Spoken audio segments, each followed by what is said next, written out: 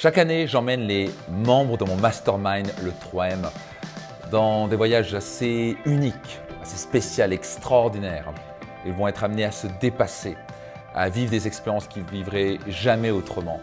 Et les membres de mon mastermind sont constitués de chefs d'entreprise, d'entrepreneurs et de dirigeants qui ont compris que seul, on ne va pas très loin. Qu'on a besoin de bien s'entourer, ça nous permet d'aller plus haut, plus loin et on y travaille dans chaque branche de notre vie. Ces voyages ont vraiment pour but qu'ils progressent dans différentes branches de leur vie.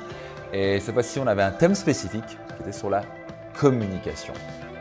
Et comme chaque voyage, je leur prépare des surprises. Et un des éléments essentiels de la réussite, que j'enseigne souvent dans mes séminaires, c'est que derrière la peur, il y a le bonheur. Égal, si on veut avoir une meilleure qualité de vie ou progresser plus dans nos affaires, on est obligé de sortir de notre zone de confort. La réussite, le bonheur se situe en dehors de notre zone de confort. Donc j'aurais préparé quelques petites surprises et je me pose vraiment la question de comment vont-ils faire face à cette adversité, à ces challenges que je vais leur lancer. Cette année, je les amène aux Açores, qui est un véritable paradis sur Terre, qui est en quelque sorte une petite Nouvelle-Zélande, mais qui est en Europe, qui sont sur les terres portugaises. Et enfin, octobre, c'est un peu le temps idéal. Il est supposé faire 23 degrés, l'eau est turquoise, le plein soleil. On va voir comment ça se passe, ça. Donc avant de partir, on est tout excités. Et d'un coup, je prends mon iPhone et je regarde la météo. Et il a l'air de pleuvoir toute la semaine. Mais bon, tendance à être positive en disant ça va se lever, ça va très bien se passer, on va avoir quelques jours et après ça va se lever comme d'habitude. Ça va très bien, allez, on va avoir le plein soleil. Aucun problème. Quand on fait un voyage 3M, on vise toujours à faire des expériences extraordinaires. Et bien sûr, certaines expériences sont à l'extérieur. Et une chose que j'avais prévue avec une grande surprise, c'était d'aller nager avec les dauphins. Une grande chose qu'on peut faire aux Açores. Et je sais, parce que j'ai déjà vécu l'expérience, c'est une expérience extraordinaire. Et puis je veux vraiment qu'ils vivent cette expérience, surtout que ce soit avec des dauphins sauvages. Et avec ce temps-là, on se dit, est-ce que ça va arriver? Mais allez, tendance positive, ça va s'arranger, j'en suis certain. On prend notre vol, on est tout excité et on atterrit aux Açores et c'est la pluie. C'est vraiment pas le beau temps. Puis je dis bon voilà, il pleut depuis 2 jours comme ça. On espère que ça va s'arranger. On se dit bah, vaut mieux que ça arrive maintenant. On a tendance à être positif, on transforme tout, pas vrai. Et donc on se dit bah c'est génial, comme ça l'herbe va être encore plus verte, les fleurs vont être encore plus magnifiques quand le soleil va revenir. Bon, c'est parti pour la journée 1. On va avoir un petit réveil matinal. Je les attends fermement et on va progresser très fort. Ça va être une semaine extraordinaire. Donc on commence la première journée, on est sur le thème de la communication, ça commence fort. Je leur propose des exercices pas faciles, ils travaillent, on progresse, ils passent aussi en forme de table ronde, une des choses qu'on fait au sein du mastermind. On peut les aider spécifiquement sur leur challenge du moment. Et puis j'arrive à la pause de midi et puis voyant le temps qui ne s'arrange pas, je pose la question à mon bras droit, Steve. Bon. On a un petit challenge, parce qu'on est supposé être aux Açores où il fait beau, il y a des dauphins et des belles baleines avec de l'eau turquoise, comme en t-shirt, vous voyez. Mais on a un petit challenge, c'est que le problème s'appelle Pablo. Et ce Pablo nous emmerde bien, parce que voilà ce que c'est, je suis avec Steve en bras droit et on a une petite problématique ici, parce que nous on veut organiser un séminaire avec des activités. Et voilà ce qui se passe en ce moment. Hein, Steve, c'est quoi? Et voilà à quoi ressemble Pablo. Pablo, un beau petit ouragan qui se dirige droit sur nous en ce moment. Exactement, donc vas-y, dis-nous. Donc voilà, le Portugal est là, Pablo est là et nous on est un petit peu là, plus ou moins. On peut même le regarder plus haut, en fait, voilà. Nous on est ici aux Açores et donc on a Pablo qui est ici. Et donc là évidemment les ouragans se forment ici et ils traversent toute l'Atlantique pour aller aux Caraïbes. Et donc nous on est en plein milieu. Donc Pablo se dirige droit sur nous. C'est ça. Et donc c'est un petit peu... En gros il nous fait chier Pablo, pas vrai Steve? C'est un petit peu embêtant. Disons que le planning a un peu été chamboulé. C'est ça. Donc Steve il a passé toute la journée hier. Et donc les 3M le savent pas, mais nous on est en train de tout en background dans un derrière en disant comment on va faire. Parce que de toute façon on va se retrouver toute la semaine rester à l'hôtel. Et c'est pas forcément le but d'un voyage 3M, c'est aussi de faire des activités, sortir de sa zone de confort. Donc ici on parle d'un ouragan qui a démarré à quelques kilomètres des Açores et qui pose un sérieux problème. On ne sait pas dans quelle direction ça va aller et forcément les activités font partie intégrante du séminaire. On veut que ça se passe au top pour les participants Ouais, il nous embête vraiment bien ce Pablo. Demain, on va faire la première activité, puis l'après-demain, le mercredi, on devrait faire les dauphins. Et avec un temps comme ça, si ça ne s'arrange pas, ça va être un vrai problème. Donc, est-ce qu'on va pouvoir faire les activités? Si ce n'est pas le cas, comment on va faire? Donc, ça commence à créer je dirais pas d'anxiété, mais ça crée un petit stress quand même qu'on doit gérer. On reste cool. On va dire, OK, Pablo, là, c'est pas top. Et un vrai ouragan. Donc, on se retrouve avec un vrai challenge, un ouragan. Comment ça va se passer tout ça? Donc, on démarre la seconde journée. Dans l'après-midi, on est supposé faire du canyoning. Mais vu le temps, on nous dit quelque chose comme 50% de chance de ne pas pouvoir le faire. Parce que canyoning, comme vous le savez, on est dans les canyons, ça peut glisser, ça peut être un vrai problème s'il y a trop d'eau. Il y a déjà eu des morts comme ça. Donc je ne vais pas amener clairement les membres de mon mastermind à mourir, on ne prend pas ce type de risque. On veut que ce soit safe. Mais bon, est-ce que ça va se passer ou pas? Et donc on commence la journée, on fait une belle activité. Je demande de pousser physiquement, ils font des pompes, ils font des abdos, ils se challengent. Je suis bluffé par leur détermination. On sent vraiment qu'ici, il y a un groupe qui est prêt à se dépasser. Et normalement, on va courir. Et puis, ça glissait pas mal. Il y avait de la boue partout. Et puis, à un moment, j'ai juste une seconde d'inattention parce que je me suis retourné pour voir si tout le monde suivait. Et puis, d'un coup, boum! J'ai glissé et je me suis fait plutôt mal. Donc, ça commence bien. Hein, quelques petits challenges. Donc, tendance à être positive, mais je me suis quand même bien ouvert. J'ai encore les marques qui sont bien là. Et donc, ça se reconstruit tout ça. Mais bon, voilà, je me suis ouvert. Donc, tout le reste de la semaine, j'ai dû me balader avec un bandeau et à me nettoyer constamment, à désinfecter, etc. Donc, mais bon, it's life, on continue. Et donc, juste avant de démarrer la matinée, Steve me dit, il se peut qu'on soit obligé d'annuler le canyoning. Et là, je me dis, bon Dieu, ça fait déjà 1 journée et demie qu'on est là. Si on reste encore à l'intérieur, comment on va faire? Donc, je veux vraiment donner un maximum d'expérience, une expérience incroyable, comme à chaque voyage 3M. Et là, se pose un petit problème. Donc, c'est vraiment un suspense jusqu'au bout. Est-ce qu'on va y aller? Est-ce qu'on va pas y aller? Est-ce qu'on va pas y aller? Est-ce qu'on va y aller? Et puis, on finit la matinée, qui s'est passage très bien passé. On a vraiment bien bossé, vraiment des déclics, je les ai challengés sur l'exercice. Il y a eu des moments très, très forts. Et puis, on arrive à la pause de midi. Je demande à Steve, on peut y aller ou pas? Et il me dit, 90% de chance. OK. Donc on y va ou pas? Il a dit, écoute, pour l'instant on y va. Donc yes! Donc on est allé au canyoning. Donc on est sur le point de faire du canyoning. Comme vous voyez, notre style a pris un sacré coup d'un coup. Mais en tout cas ils sont chauds, ils vont faire du rappel, ils vont être dans l'eau froide à 15 degrés. Donc un exercice de dépassement, à sortir en dehors de sa zone de confort. Et donc ils sont chauds, ready, mais ils ne savent pas ce qu'ils s'attendent. Il y a une cascade aussi avec une descente à 14 mètres.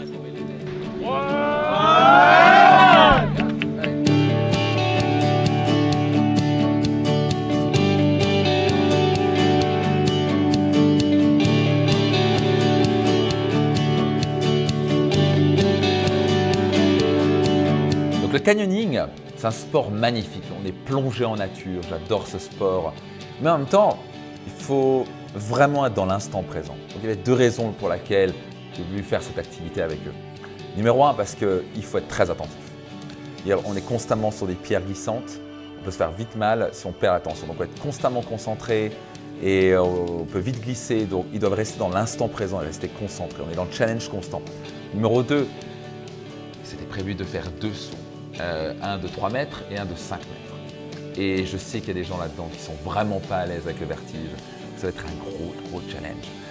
Comment vont-ils faire face à leur peur? Donc on avance dans le canyon, c'est magnifique tout autour de nous. On a l'impression d'être par à Tahiti ou en Nouvelle-Zélande ou quelque part dans les tropiques. Incroyable paysage.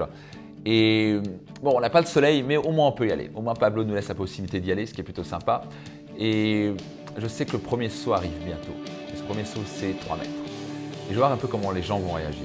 Et on est dans 2 groupes différents, avec les guides différents. Et puis arrive le premier saut, il y a des gens qui sont tellement à l'aise. Donc voilà, Marc, plutôt à l'aise, et qui se dit qui sait faire un backflip?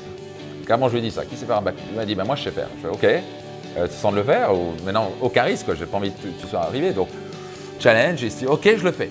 T'es sûr? Je veux vraiment être sûr. Il fait, ok, je le fais. Et puis là, il arrive, on voit ça de loin, on dit, ok, est-ce que ça va aller bien ou pas? On lui dit bien d'aller tout droit.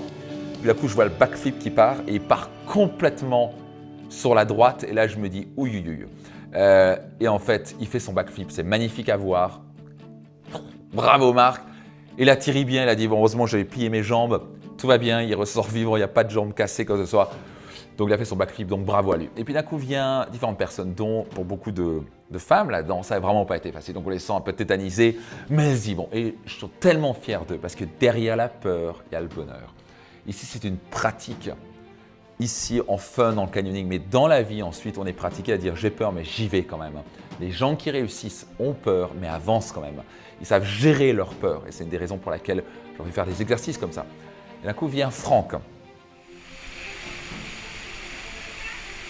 qui est chef d'entreprise, qui détient un domaine dans le champagne, qui a sa propre marque de champagne. Et là, on me sent un peu moins à l'aise. Je n'avais pas du tout prévu ça, je pensais qu'il n'allait pas le faire.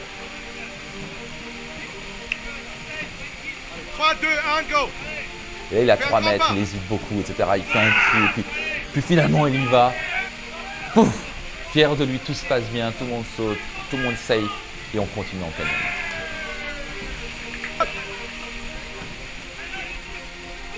Puis arrive le second et dernier saut. On est vraiment à la fin du canyon, on a bien bossé, on était plus de 2h30 dans le canyon, un peu d'eau froide, mais ils ont bien géré, je suis tellement fier d'eux. Et là, on a un saut de 5 mètres. Et donc les premiers sautent, pas à l'aise. Et puis moi j'arrive, même moi qui à l'habitude j'ai déjà fait des sauts de 15 mètres, moi je repasse à sa peur, on est là en train de dire ok, en plus on ne pouvait pas sauter trop loin parce que vraiment là le sol était un peu trop proche, donc il fallait vraiment juste sauter là.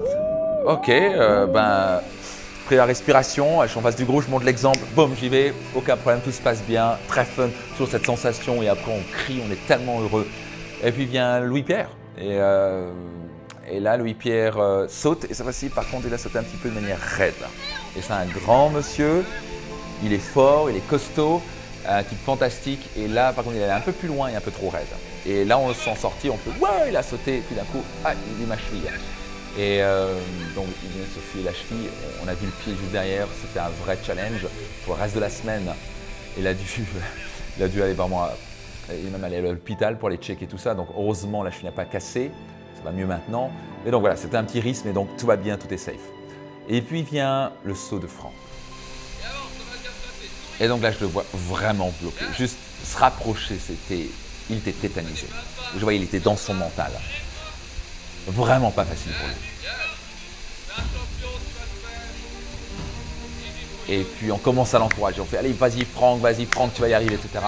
Puis j'observe ça de loin, j'avais déjà sauté. J'aurais espéré en fait être avec lui, ça aurait été beaucoup plus simple. Mais je vois ce qui se passe dans son esprit. Il est totalement dans le mental, trop en train de réfléchir et il se pose sûrement des mauvaises questions. Et je sais ce qu'il faut faire. Il faut vraiment l'aider à contrôler son monologue interne. Si on contrôle son monologue interne, on est en contrôle de notre état émotionnel. Et là, je commence à demander à tout le monde l'encourager et je commence à dire yes, yes, yes, yes.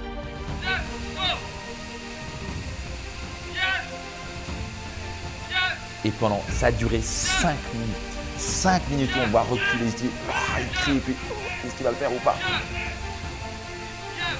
J'ai reconnecté à mon énergie, j'ai connecté au guerrier, comme dirait Max. Oui. J'ai fait remonter cette énergie dans moi. Puis d'un coup, je lui crie ça dans le crâne encore, yes, yes, pour ne pas lui laisser la possibilité de trop réfléchir. Parce que s'il réfléchit, on va y passer la nuit. Et ça commence à durer, genre on parle de 4, 5 minutes, ce qui va y aller à un moment, il crie une fois, il n'y va pas, il crie une fois.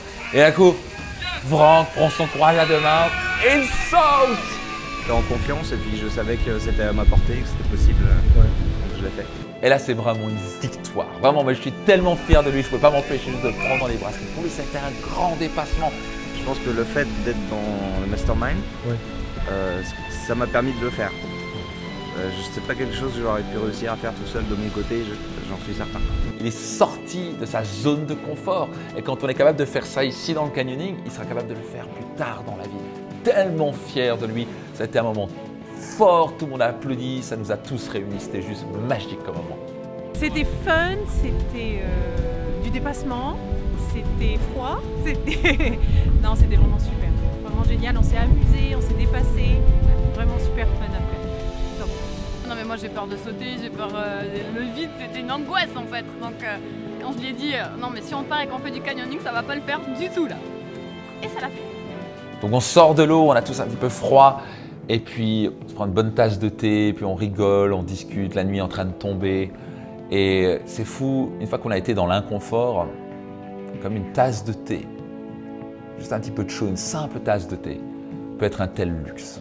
Et pour la petite histoire, un des guides est venu à moi en me disant on a eu beaucoup de chance, parce que là il commence à repleuvoir, juste à la fin il a commencé à pleuvoir, il a dit s'il pleuvait comme ça on n'a pas pu y aller. Donc on a été épargné par Pablo cette fois, on a eu beaucoup de chance, on a passé une journée fabuleuse, tellement fiers d'eux, ils se sont dépassés. Maintenant le temps n'a pas l'air de s'améliorer, il a l'air de s'empirer. Comment ça va se passer demain? Donc on démarre la journée numéro 3. Et le temps ne s'est absolument pas amélioré. Il a plu toute la nuit, je me suis réveillé à 3 h du matin avec un tonnerre. Enfin, bref, c'est une tornade. C'est pas supposé être comme ça aux Açores à cette période-là. Et bref, on va faire un réveil matinal, on va faire un peu de tai chi, qigong, des mouvements que j'ai appris par des grands maîtres en Chine. Je leur transmets ces clés, je leur transmets ces mouvements. Et on travaille vraiment la pleine conscience, être en harmonie avec la nature. Et il y a vraiment cette forme de méditation en pleine conscience et en mouvement. Et puis Pablo, après quelques minutes, a décidé de nous en faire baver. Et il commence à pleuvoir, mais comme pas possible. Et cool, on reste cool. Donc au début, on a dit est-ce que je vais rentrer ou pas? Je lui ai dit non, on va rester. Et on a fait ces mouvements sous la pluie. En fait, c'était juste un moment magique. C'était un moment où on était en connexion avec la nature, avec l'eau. Et on faisait ces mouvements-là comme nettoyer, cette sensation juste, parfois on veut juste réfugier. Et je me dis, tu sais quoi, on va aller pousser jusqu'au bout, on va rester dans l'inconfort. Et parfois, juste en faisant ça, on se rend compte à quel point nos peurs ne sont pas justifiées. Et à quel point parfois, justement, en restant dans l'inconfort, ça devient une sensation et une expérience extraordinaire. Donc on prend la douche et on est supposé aller dans l'après-midi nager avec les dauphins. Donc un grand moment. Et donc on va commencer la matinée dans un instant. Et puis d'un coup, je vais voir Steve, mon bras droit, et je lui dis, OK, dauphin, on est good ou pas? Et il me dit, no way. Et je vais commencer à no way. On a tendance à se parler en anglais. Et il me dit, il n'y a pas moyen.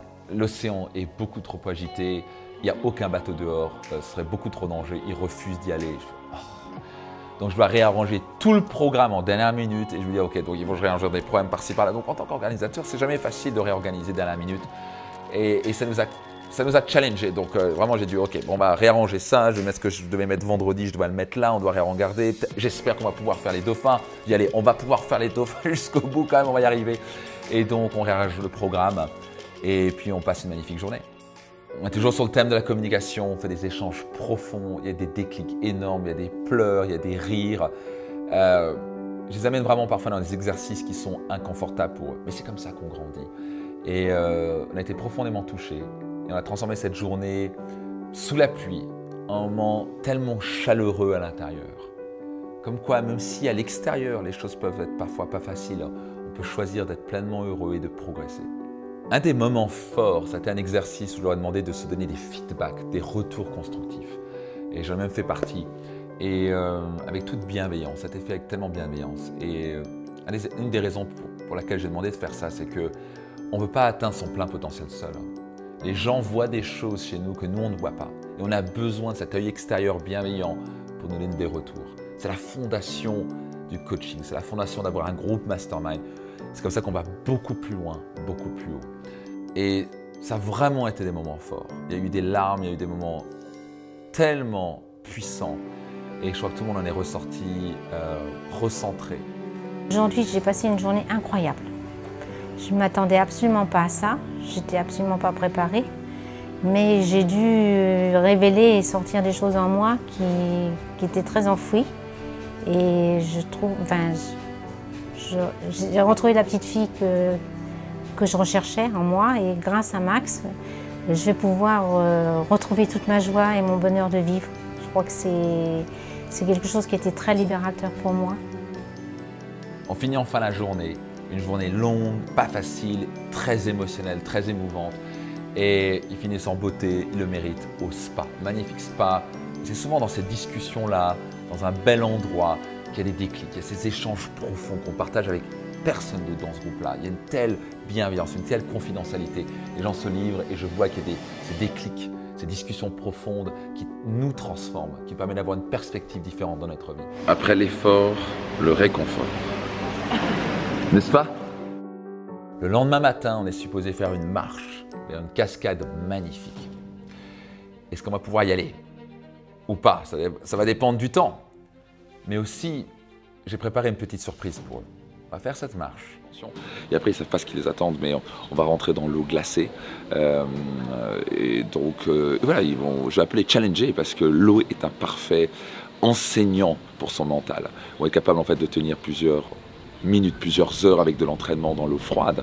Mais c'est dans le mental, on va souvent dire je ne peux pas y rentrer, je ne peux pas rentrer. Surtout certains habitants au sud, comme à Marseille, ils ont l'habitude de l'eau chaude. Donc on va être certain qu'ils puissent vraiment se dépasser. Et je vais challenger de rester pendant plus de 10 minutes. Est-ce qu'ils vont y arriver ou pas? Comment vont-ils réagir face à ce froid? Et je sais qu'il y a des gens qui viennent de Marseille, qui aiment le chaud.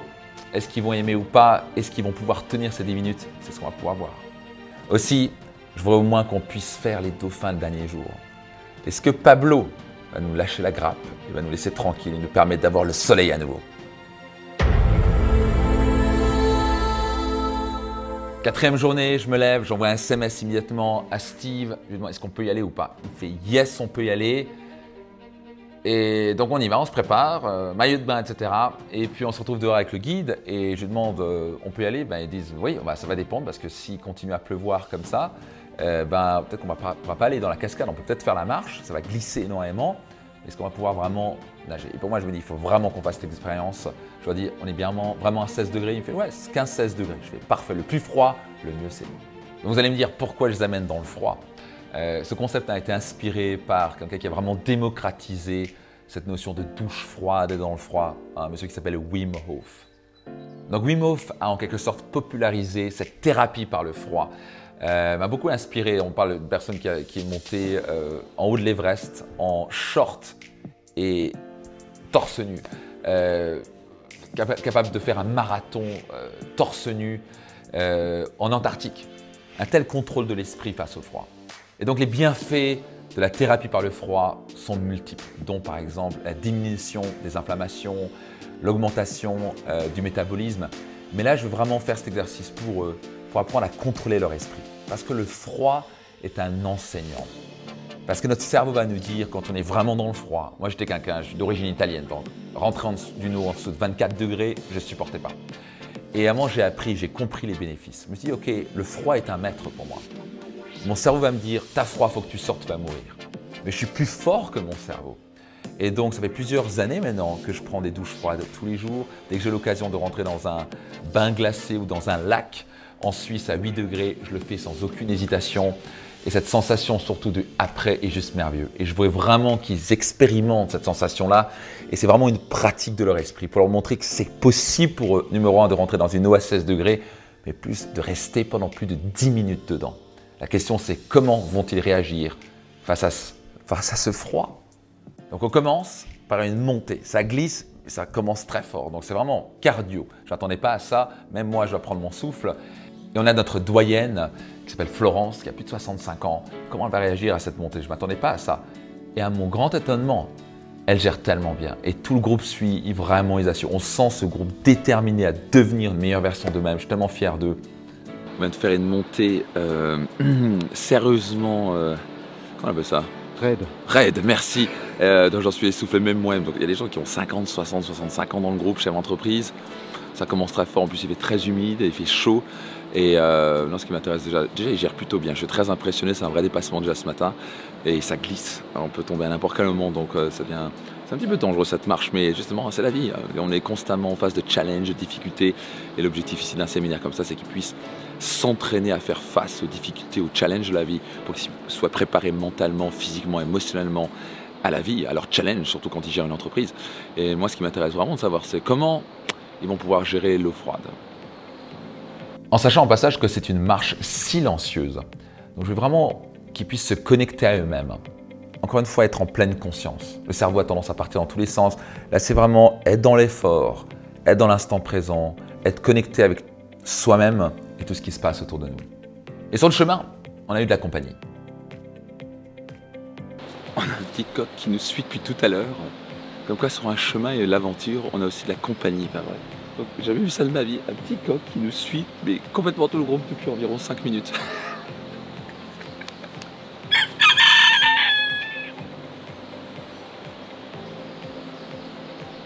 Et on arrive enfin à la cascade.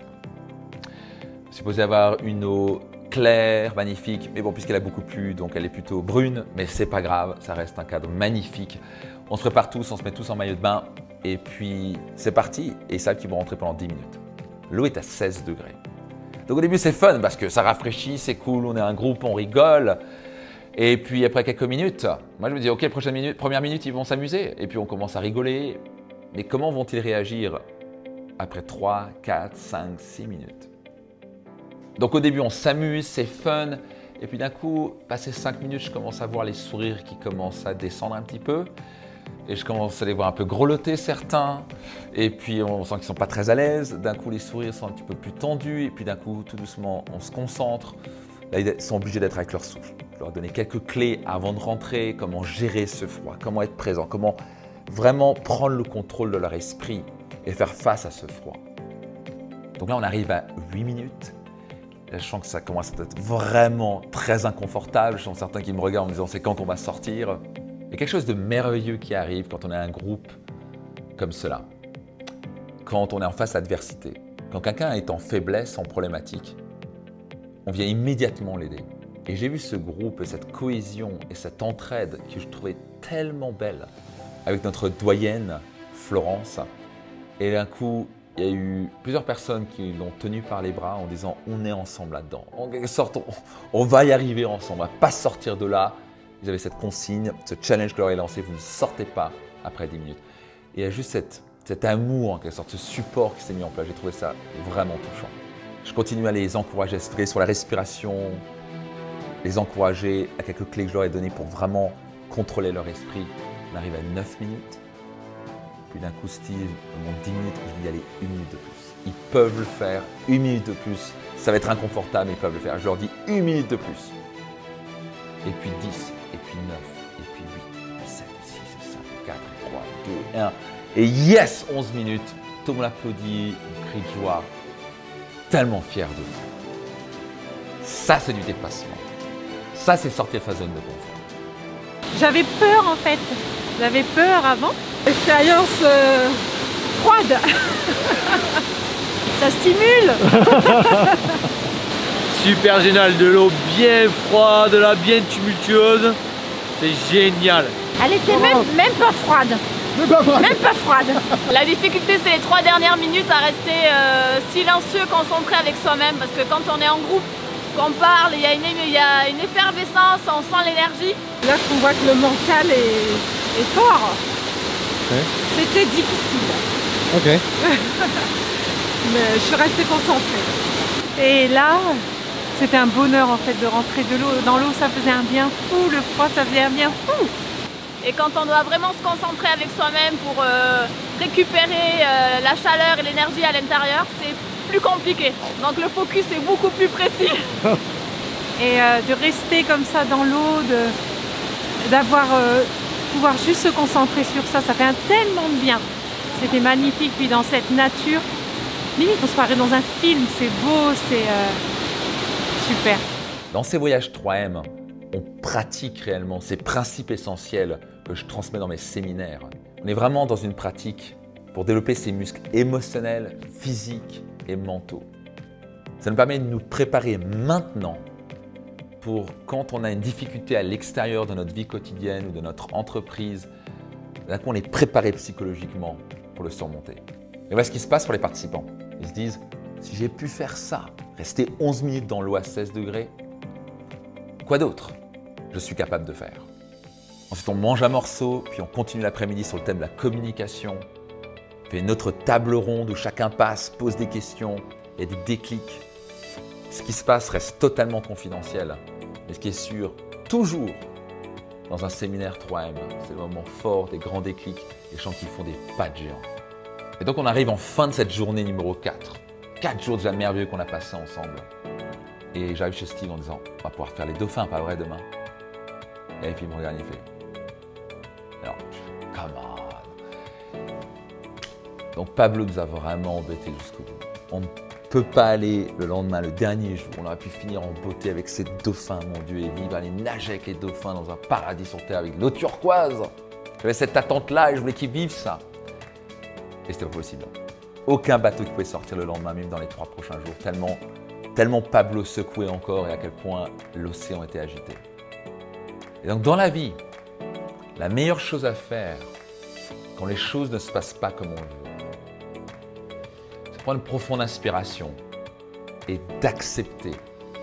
Parce qu'on ne peut rien y faire, c'est quelque chose d'extérieur, on ne peut pas changer le temps, ça c'est la nature qui décide. Donc, comme j'enseigne dans mes séminaires, j'ai vécu la frustration quand même pour un petit moment, mais j'ai vite fait, ok, j'accepte. On ne peut pas changer ce qui nous arrive à l'extérieur de nous. On ne peut pas changer le fait de demander à Pablo de repartir, etc. Donc, ok, je dois accepter. On ne va pas nager avec les deux fins. It's life. On doit accepter la situation. C'est comme ça dans la vie constamment, pas vrai? Donc, on a immédiatement réagi. On a dit, ok, qu'est-ce qu'on peut faire? Comment on peut tourner ce problème en opportunité? Et donc, on s'est dit, ok, peut-être une autre activité, quelque chose de fun, un vrai dépassement aussi, quelque chose qui va être absolument merveilleux. Et puis l'estime me dit, la seule chose qu'on peut faire, vraiment, c'est du quad.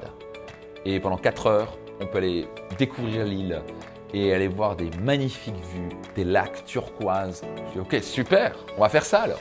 Mais la question, c'est, est-ce que Pablo va nous permettre de voir ces lacs? Parce que vu le mauvais temps et vu le brouillard qu'on a, est-ce qu'on va y arriver ou pas? Mais bon, on prend la décision à faire du quad le lendemain. Quoi qu'il arrive, ça va être un bon moment. Et puis le soir arrive et c'est le soir d'Halloween. Et là, on s'est lâché, on s'est amusé comme des fous. Il est important d'avoir une philosophie de travailler fort et de s'amuser fort.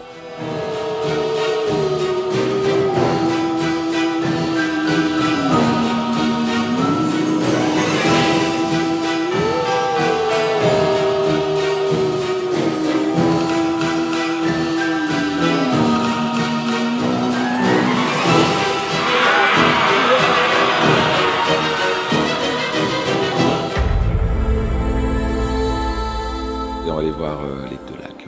Ça va être sympa, on va un peu visiter cette île. Et il a tout doucement les éclaircies. Pablo arrête de nous embêter. Il est tout doucement parti. On va enfin pouvoir profiter de ce magique endroit qu'on n'a pas pu voir jusqu'à présent. Avec ma petite voix du matin. On se dit, allez, c'est parti pour les quads, on va s'amuser, on va passer un bon moment tous ensemble. Et puis on commence à grimper pour aller voir cette magnifique vue. Et puis plus on monte, plus on a froid, plus il y a des nuages, plus il commence à avoir une petite pluie. Et on commence à plus rien voir à 10 mètres devant nous. On se dit, mais c'est quoi ça? Mais là, honnêtement, ce qu'on a vu aux Açores, c'est fabuleux. Fabuleux.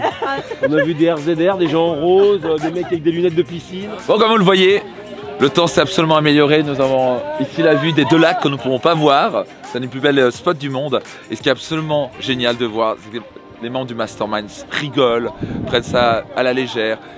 On a eu vraiment un temps pourri toute la semaine, mais vraiment pourri. Je crois que c'est la pire semaine de l'année aux Açores. Et ce qui est génial, c'est qu'il y a un concept élémentaire que je transmets, qui n'est pas facile à gérer, mais ils sont en train de le maîtriser à fond. Je suis tellement fier de E plus C égale R. Événement, dans ce cas-là, c'est le mauvais temps. Et le choix qu'on fait, le C, va déterminer le résultat, notre qualité de vie. Et donc, ce qui est génial, c'est que on devait nager avec les dauphins, on n'a pas pu le faire, on fait du quad, on n'a même pas la vue, bref, on a tout faux. Et parfois dans la vie, ça va être comme ça, il y aura des nuages, il y aura des tempêtes, il y aura des choses qui vont pas arriver comme on veut. C'est pas ça qui compte. Ce qui compte, c'est comment on va réagir à ce qui nous arrive. C'est le choix qu'on fait, l'interprétation qu'on fait. Ce qui est génial, c'est qu'on passe un moment merveilleux de partage. Malgré tout, on rigole comme des fous, on éclate de rire. Et comme quoi, même si le mauvais temps est là, même si les choses ne se passent pas comme on le veut, on peut quand même choisir d'être heureux. Et je suis tellement fier d'eux. C'est exactement ce qu'ils sont en train de faire. Éclater de rire. La grande clé dans la vie, c'est pas vouloir changer son monde extérieur et dépendre de son monde extérieur.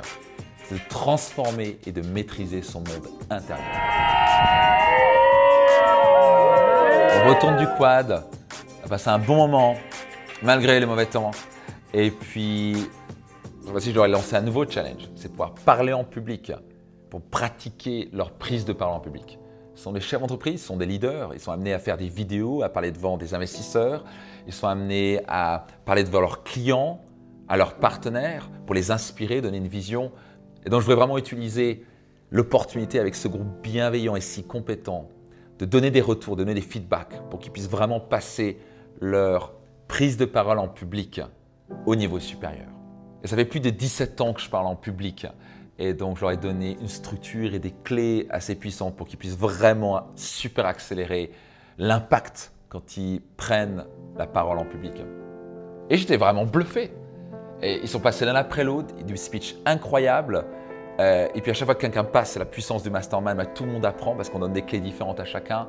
J'étais vraiment très fier d'eux. Ça, c'est la puissance du mastermind. C'est qu'on va tellement plus haut, plus loin, avec un groupe, plutôt que seul. C'est un peu comme les oies. Voyez-vous, les oies volent 72% plus facilement et plus rapidement et plus loin quand elles volent ensemble que seules. Parce qu'elles s'encouragent, elles se dynamiquent. Pendant qu'une est devant, maintenant, c'est à l'autre de passer. Rester isolé, on avance peu. Quand on est bien entouré, il n'y a plus de limites. Là, tu peux demander de l'aide à des gens qui connaissent un peu mieux ou tu peux suivre leurs pas parce qu'ils savent un peu mieux comment il faut faire. Et en fait, tu apprends tout le temps, quoi. On a fini ce séminaire avec des massages. Chacun a eu des massages bien mérités après cette semaine bien intense. Et puis, on a eu le dîner final qui est toujours quelque chose de magique qu'on vit au sein du Mastermind. Cette fois-ci, c'était dans une plantation d'ananas. Et c'est toujours aussi merveilleux dans ces dîners-là où on peut partager tout, on met tout sur la table. On peut parler de nos challenges de vie, ils peuvent partager leurs challenges de leur entreprise sans se sentir jugés. On est là pour s'entraider. On apprend à se connaître comme jamais et ça crée des amitiés pour la vie. On est tellement plus fort avec un groupe bienveillant qu'on apprend tout le temps. Même quand on a l'impression de maîtriser certaines choses, on se rend compte qu'on a encore à améliorer tout le temps. Et c'est cette énergie de groupe. Et c'est ce que je veux aussi, à travers ce mastermind, avoir des liens humains et profonds et avoir un groupe de personnes qui peuvent se reposer pour la vie. Ils savent qu'ils peuvent compter l'un pour l'autre. Et c'est comme ça qu'on atteint des nouveaux sommets qu'il aurait été impossible d'atteindre seul. C'est émouvant, ça fait plaisir, c'est touchant, c'est un voyage qui fait plaisir. Moi, je trouve que c'est des moments forts qu'on a échangés. Et vraiment, ça fait grandir, c'est agréable. C'est des bons moments qu'on ne veut pas oublier.